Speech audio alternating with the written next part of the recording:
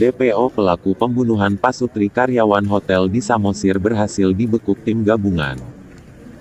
Marwan alias Begu, pelaku pembunuhan pasangan suami istri karyawan hotel Tirta Momiin, Jimmy Gultom 44 tahun dan Heni Kartini 40 tahun pada Senin tanggal 11 Juli tahun 2022 lalu, telah berhasil dibekuk tim gabungan Polres Samosir, Polres Tebing Tinggi dan Polda Sumatera Utara. Berkat kerjasama yang dilakukan tim gabungan Polres Samosir, Polres Tebing Tinggi dan Polda Sumatera Utara, akhirnya pelaku berhasil dibekuk di kota Tebing Tinggi, pada hari Kamis tanggal 21 Juli tahun 2022. Marwan alias Begu ini, berhasil diamankan di dalam mobil travel, di pintu tol Tebing Tinggi, yang diduga kuat hendak melarikan diri ke Riau. Sejak kejadian pembunuhan pada hari Senin tanggal 11 Juli tahun 2022 yang lalu, pelaku sempat melarikan diri dan masuk ke dalam daftar pencarian orang, DPO, Polres Samosir. Foto pelaku pun disebarkan di jejaring sosial, dan meminta masyarakat yang melihat pelaku agar melaporkan ke Polres atau Polsek terdekat. Langkah ini pun sangat efektif, di mana foto pelaku tersebar di mana-mana, sehingga mempersempit langkah pelaku untuk melarikan diri. Pada konferensi pers di Mapolres Samosir pada hari Sabtu, tanggal 23 Juli tahun 2022 kemarin, Kapolres Samosir Joshua Tampubolon SHMH membeberkan kepada publik mulai dari olah tempat kejadian perkara hingga penangkapan pelaku pembunuhan di pintu tol Tebing Tinggi. Joshua Tampubolon mengungkap motif pelaku tega menghabisi nyawa pasangan suami istri ini adalah karena alasan sakit hati. Dan ternyata, si pelaku juga merupakan pecandu obat-obatan terlarang jenis sabu-sabu. Dan pada saat penangkapan, pelaku terbukti menggunakan obat-obatan terlarang setelah dicek urin. Dan pelaku mengakui, terang Joshua Tampubolon, bahwa sore hari ini kita melaksanakan konferensi pers Polres Samosir. Ada 2 kasus menonjol yang berhasil kami ungkap, yaitu yang pertama kasus pembunuhan pada tanggal 11 Juli 2022, lokasinya di komplek penginapan Tirta Momiin, Holang-Holang, Desa Martoba, Kecamatan Simanindo, Kabupaten Samosir. Atas seizin Bapak Kapolda Sumut, Bapak Kabid Humas Polda Sumut, dan Dirkrim Polda Sumut, saya diperintahkan untuk membuat press release sore hari ini di Polres Samosir. Jadi mohon izin, saya memulai untuk kasus pembunuhan di hari Senin tanggal 11 Juli 2022 sekira pukul 14 WIB di komplek penginapan Tirta Momiin, Holang-Holang, Desa Martoba, Kecamatan Simanindo, bahwa kami mendapatkan informasi telah ditemukan ada 2 mayat ya di rumah korban. Kemudian kami langsung turun ke TKP, saya bersama tim Inafis, Kasareskrim, tim Satreskrim semuanya. Setelah itu kami melakukan olah TKP. Dari hasil olah TKP ada beberapa temuan-temuan yang kami dapatkan, di mana korban meninggal dunia posisinya ada di dapur rumah tersebut, kemudian berdekatan, dan untuk kondisi luka di kepala ya, kedua korban ini cukup besar. Kemudian setelah itu kami membawa korban melakukan otopsi di Rumah Sakit Bayangkara Polda setelah koordinasi dengan keluarga korban. Untuk hari pertama, setelah kami melakukan olah TKP, kemudian membuat polis lain, saya langsung membentuk tim khusus Polres Samosir, gabungan dari Satreskrim, Satintel, Polsek Simanindo, dan seluruh personil Polres Samosir saya perintahkan untuk segera bisa mengejar pelaku dan mengumpulkan barang bukti dan keterangan saksi-saksi yang ada. Di hari pertama kami melakukan olah TKP di kamar korban, bahwa di tas korban Ibu HK ya, yang biasanya menurut keterangan dari anaknya ada berisi uang hasil dari penjualan hotel ya, kamar, karena korban ini adalah karyawan yang menjaga hotel Tirta Mumiin ya. Ini tas yang sehari-hari digunakan oleh korban, kemudian ada di sini buku dan pulpen untuk menulis setiap bulannya hasil dari penjualan kamar-kamar yang di hotel tersebut. Nah, dalam tas ini setelah kami buka, tidak ada lagi uang yang biasanya disimpan oleh korban. Itu temuan kami yang pertama, bahwa ada kehilangan uang dari korban. Setelah itu di dalam tas ini juga biasanya kata anak korban ada kartu ATM BRI. Kartu ATM BRI ini digunakan untuk transaksi mengirim hasil uang hotel kepada pemilik hotel tersebut. Nah, kemudian kami melakukan pemeriksaan saksi-saksi, di mana menurut keterangan dari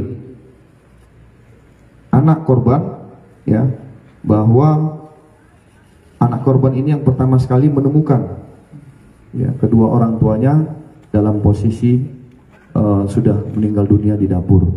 Setelah itu anak korban melaporkan kepada masyarakat dan masyarakat melaporkannya kepada kami. Hari pertama kami sudah mulai mengidentifikasi pelaku, karena di dalam rumah tersebut yang tinggal adalah kedua korban tersebut, Pak Sutri, pasangan suami istri, kemudian ada dua anaknya. Kebetulan hari ini kami hadir di sini, Andreas dan Imam.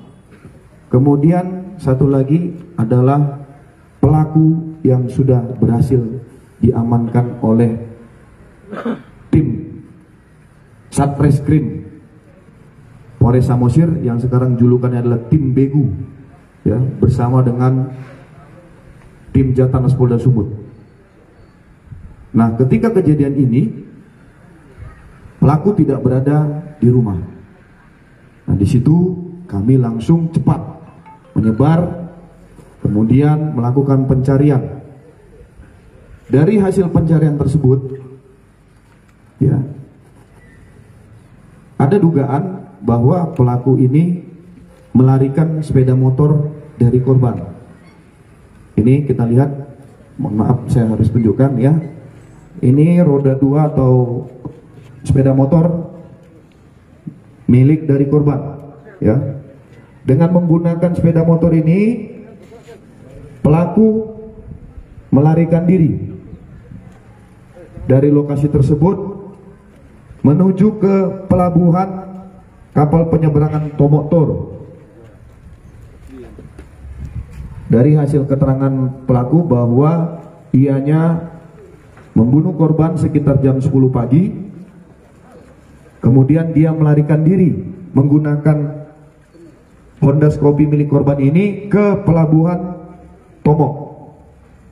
Nah, kemudian sampai di pelabuhan Tomok sekitar jam 10 pagi, si pelaku memarkirkan sepeda motor ini di seputaran pelabuhan Tomok, yaitu dekat seputaran pajak Tomok. Kemudian dia meninggalkan roda 2 ini dan dia menuju ke pasar Tomok ya. Menuju ke pasar Tomok, dia membeli sebuah topi hitam.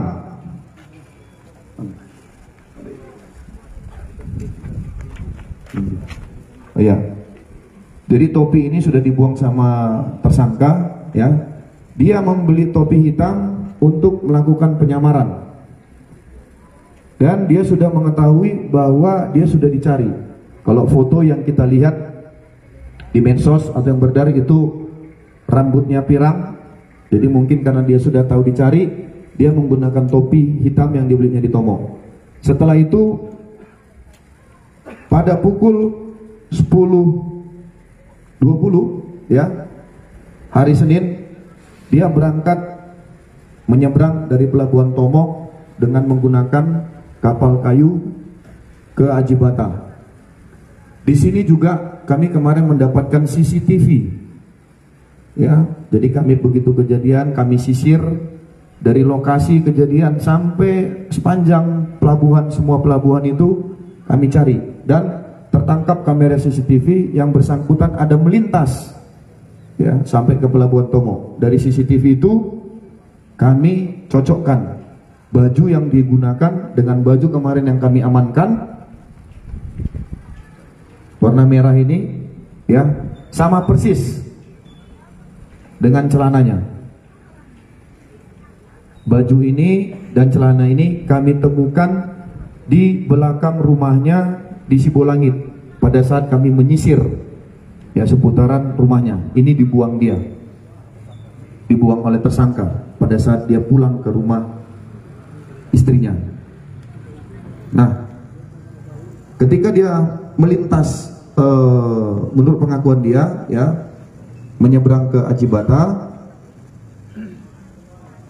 kemudian dia melarikan diri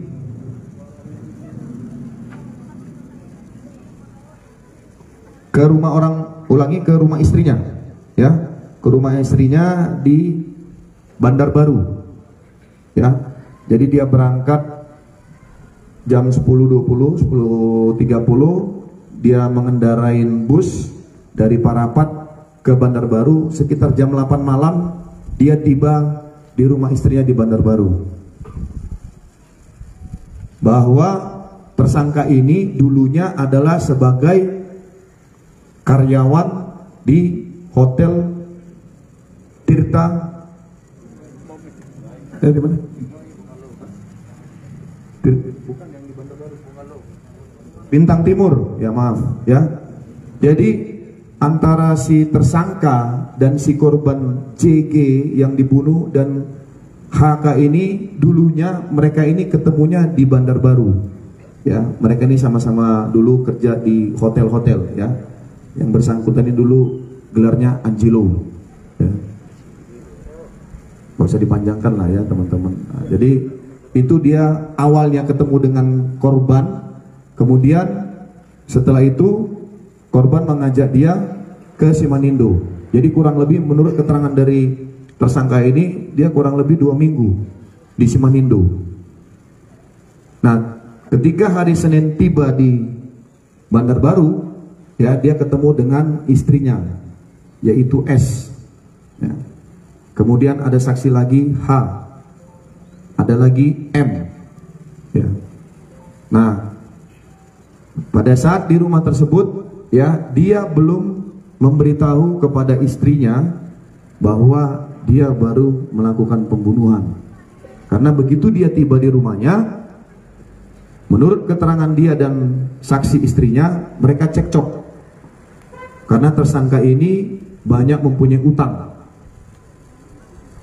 sehingga banyak yang menagih kepada istrinya. Istrinya ini pekerjaannya adalah sebagai tukang jualan goreng di depan rumahnya, dan yang menghidupi, menafkahi sehari-hari tersangka ini adalah istrinya dari hasil penjualan goreng. Nah, ketika sampai kemudian mereka cekcok karena si istri menjelaskan kepada tersangka, bayar utang-utangmu ya. Kemudian mereka cekcok. Menurut keterangan istri dan tersangka ini, istrinya meninggalkan dia dan si tersangka masuk ke dalam kamar. Ketika mau masuk ke dalam kamar, dia bertemu dengan saksi H yang sehari-hari merupakan tetangganya. Dan ketika ketemu dengan H, dia memberikan uang sejumlah 500.000. Oh, yang pertama 3 juta, 500.000 ya, 3.500.000. Ini sudah kita amankan yang 3 jutanya ya, sisa dari uang hasil kejahatan. Dimana pada saat dia mencuri dari tas itu, menurut pengakuan dia, jumlah yang diambil adalah 12 juta totalnya, 12 juta. Jadi dia memberikan 3 juta kepada istrinya, sudah. Dan kemudian 500.000 dia menyuruh saksi H untuk membeli sabu-sabu. Ya. Jadi tersangka ini adalah pengguna aktif. Ya, dan kemarin juga waktu kami tangkap pertama sekali kita tes urin positif amfetamin dan psikotropika ya. Dan diakui bahwa dia memang pengguna aktif, dan terakhir sekali sebelum melarikan diri dia menggunakan sabu-sabu. Nah, malam hari itu setelah dia menyuruh saksi H membeli sabu-sabu dengan istilah mereka buah tadi, kemudian saksi memberikan kepada dia, tersangka menggunakan sabu-sabu tersebut di kamarnya sendiri. Setelah dia menggunakan, kemudian dia mengganti bajunya. Baju yang digunakannya membunuh yang tadi ini dia buang ke belakang rumahnya. Ya, kemudian dia mengganti baju warna hitam. Dan kemudian ya, sekitar jam 9 malam, kurang lebih waktu 1 jam dia di rumah, dia melarikan diri ya ke hutan-hutan. Melarikan diri ke hutan-hutan di seputaran lokasi rumahnya. Nah, pada saat itu sebenarnya tim dari Polda dan dari Satreskrim jam 10 masuk ke rumah tersebut. Jadi hanya selisih 1 jam. Selisih ya. Tim masuk, digrebek, tidak ketemu, dia sudah kabur. Dia kabur ke hutan-hutan selama 2 hari 2 malam. Dia tidur di hutan. Ya. Kemudian setelah di hutan, ya, dia pergi ke rumah ibunya. Ya, inisial K. Dia datang ke rumah ibunya, kemudian menurut keterangan tersangka, dia permisi mau melarikan diri kepada ibunya. Dia sampaikan, "Ibu, aku sudah membunuh orang di Samosir." Oleh ibunya, "Bertobatlah kau nak, insaflah." Dan kemudian dia mencoba memberikan uang kepada ibunya, tapi ibunya menolak. Kemudian dia pergi hari Selasa ya, Senin, Selasa, Rabu ya. Hari Selasa, saya ulangi, hari Selasa dia pergi ke rumah orang tuanya dan mengganti baju. Kemudian setelah dia mengganti baju ke rumah orang tuanya, dia kembali ke hutan Pramuka sampai hari Kamis, tanggal 14 Juli. Nah, di sini tim sudah melakukan penyisiran ya. Saya pimpin kemarin bersama Pak Kasat, KBO dan Kanit. Kita melakukan prarekon saksi-saksi ya. Karena keterangan saksi kemarin sempat berubah-berubah, dan Kasat, KBO, Kanit saya perintahkan semua periksa di Bandar Baru. Jadi semua berangkat pindah kantor, dan saya pimpin kemarin melakukan prarekon. Dari hasil prarekon ini ada alibi-alibi ya, bahwa para saksi ini mengetahui ya keberadaan dari si tersangka, namun tidak dilaporkan kepada kami. Nah, kemudian hari Kamis tanggal 14 Juli sekitar jam 8 pagi, tersangka pergi ke Tanjung Merawah. Di situ ada rumah pamannya. Dia berniat untuk mungkin menyembunyikan diri, tapi oleh pamannya dia diusir karena ternyata pamannya sudah tahu dia merupakan seorang DPO. Ya, terima kasih buat masyarakat, buat kita semua. Kemarin begitu kita buat DPO-nya cepat ya menyebar, sehingga semua masyarakat ya memantau keberadaan si tersangka ini. Nah, ketika di rumah pamannya ditolak, kemudian besoknya dia pergi ke Binjai, ke tempat sahabatnya, temannya inisial F ya. Namun sebelum dia ke Binjai, dia membeli baju, tas, HP Vivo, peci, tasbih, ya. Nah ini dia, ya. Ini mohon maaf udah kami label ya. Ini HP-nya ada di dalam. Kemudian ada baju, tas, celana, sarung. Ini peci, ini tasbih yang dipergunakan dia menuju ke Binjai. Jadi dia udah penyamaran lagi nih. Udah 3 kali nyamar nih, ya. Karena dia udah tahu dicari. Jadi dia menggunakan peci dan menggunakan baju yang baru, ya, tas, ya, untuk mengelabui masyarakat. Sampai di Binjai, dia bertemu dengan temannya F, ya. Kemudian dia juga belum ada memberitahu kepada temannya F ini terkait pembunuhan yang dia lakukan, ya. Kemudian si hari Rabu tersebut, temannya ini F ini mengajak si tersangka untuk menjenguk keluarganya, ada yang sakit di rumah sakit Binjai, salah satu rumah sakit. Nah, dari rumah sakit ini kami juga mendapat informasi dari CCTV terekam bahwa yang bersangkutan datang ke rumah sakit tersebut, sehingga dengan cepat tim Satreskrim gabungan dengan Polda Sumut mengejar tersangka. Namun kembali pada saat itu belum rezeki, selisih waktu, tersangka sudah keluar dari rumah sakit. Kemudian tersangka hari Kamis melarikan diri ke Tanjung Merawa dan berencana untuk lari ke Pekanbaru. Pekanbaru itu menurut dia bisa kerja di sana dan mungkin ini tempat pelarian-pelarian dari banyak DPO ya. Nah, sebelum dia ke Pekanbaru, ya, kita sudah deteksi karena dia menggunakan handphone, ya, dia beli nomor baru, ya, kemudian kita dibantu oleh dari Polda, ya, kemudian kita manual mengejar tersangka. Dan pada hari Jumat tanggal 15 Juli, tanggal 21 Juli, ya, tersangka berhasil ditangkap oleh tim Satreskrim Polres Samosir, ya, bersama tim Polres Tebing Tinggi di Simpang Beo pada saat yang bersangkutan sedang di dalam bus menuju ke Pekanbaru. Jadi ini alhamdulillah, puji Tuhan, berkat doa kita bersama, ya, karena kalau dia lewat itu mungkin berat, kita udah di Pekanbaru, ya, artinya masih banyak menyita waktu lagi. Setelah tertangkap, tim dari Polda datang bergabung interogasi, kemudian setelah itu diamankan ke Polres Tebing, kemudian setelah itu dibawa ke Polda Sumut interogasi.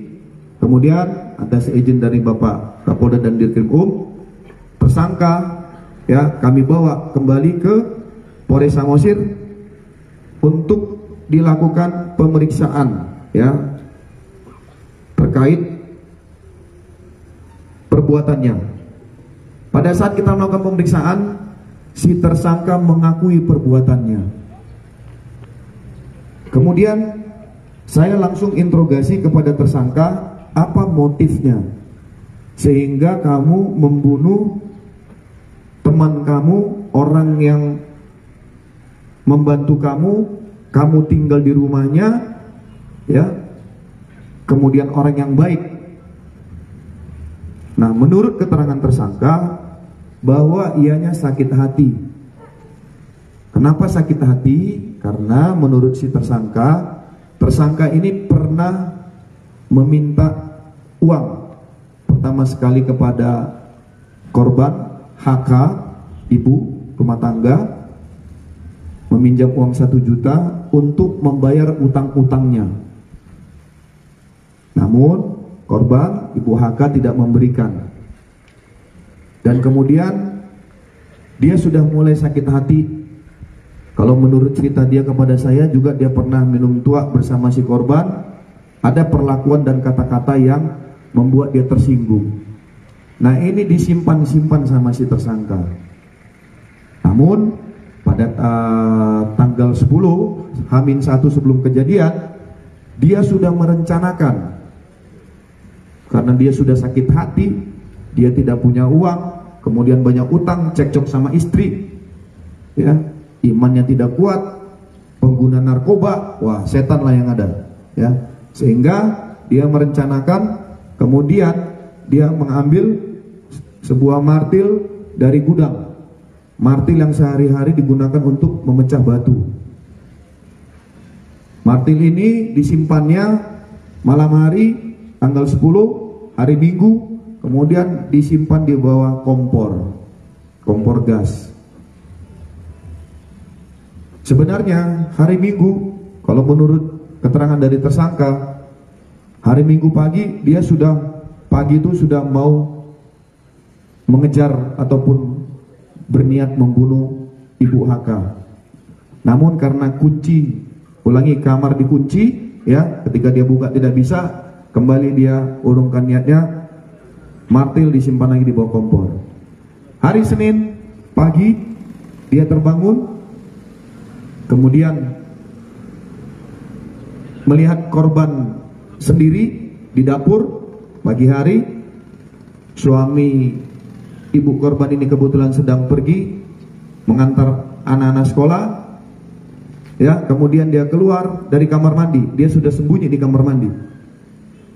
Dilihatnya ada korban Ibu HK, kemudian dia ambil martil, kemudian dia memukul kepala ibu korban berulang-ulang. Kemudian terjatuh. Setelah terjatuh, kemudian karena ibu korban masih meraung-raung, kemudian dia mengambil kain, ya, dan menyumpal, ya, mulut ibu korban, ya. Dan setelah itu tiba-tiba dia mendengar ada suara sepeda motor, ya. Korban kedua, Bapak JG, datang. Karena datang, dia panik, dia kunci pintu depan. Setelah dia kunci, kemudian dia sembunyi. Dan kemudian korban kedua, Bapak JG ini mencoba membuka pintu, memanggil korban pertama, tidak ada sautan, pintu terkunci. Korban kedua masuk dari jendela, masuk ke dalam rumah, kemudian ke dapur. Sempat korban kedua ini duduk melihat korban pertama, dan dia menanyakan kepada tersangka, "Kenapa nih, Wan?" Namun si tersangka langsung memukul kepala korban kedua dengan martil kembali berulang-ulang, dan kemudian korban kedua tergeletak. Itu kejadian yang sama keterangannya dengan hasil olah TKP dan barang bukti yang kami hubungkan di lokasi dan sampai tertangkapnya si tersangka. Jadi pasal yang kami persangkakan adalah pasal 340 atau pasal pembunuhan berencana, ancaman hukuman pidana mati atau pidana penjara seumur hidup atau paling lama 20 tahun, yaitu pasal 340, barang siapa dengan sengaja dan dengan rencana terlebih dahulu merampas nyawa orang lain diancam karena pembunuhan dengan rencana dengan pidana mati atau pidana penjara seumur hidup. Kemudian atau pasal 338, barang siapa dengan sengaja merampas nyawa orang lain diancam karena pembunuhan dengan pidana penjara paling lama 15 tahun. Dan pasal 365 ayat 3, jika mengakibatkan kematian dengan diancam pidana penjara paling lama 9 tahun yang melakukan pencurian, ya. Jadi karena dia sudah mencuri uang tadi, kemudian dia membunuh. Nah, ini kita lapis ya, dengan pencurian, pembunuhan, dan pembunuhan berencana. Ada 3 pasal. Itu yang bisa saya sampaikan rekan-rekan semuanya.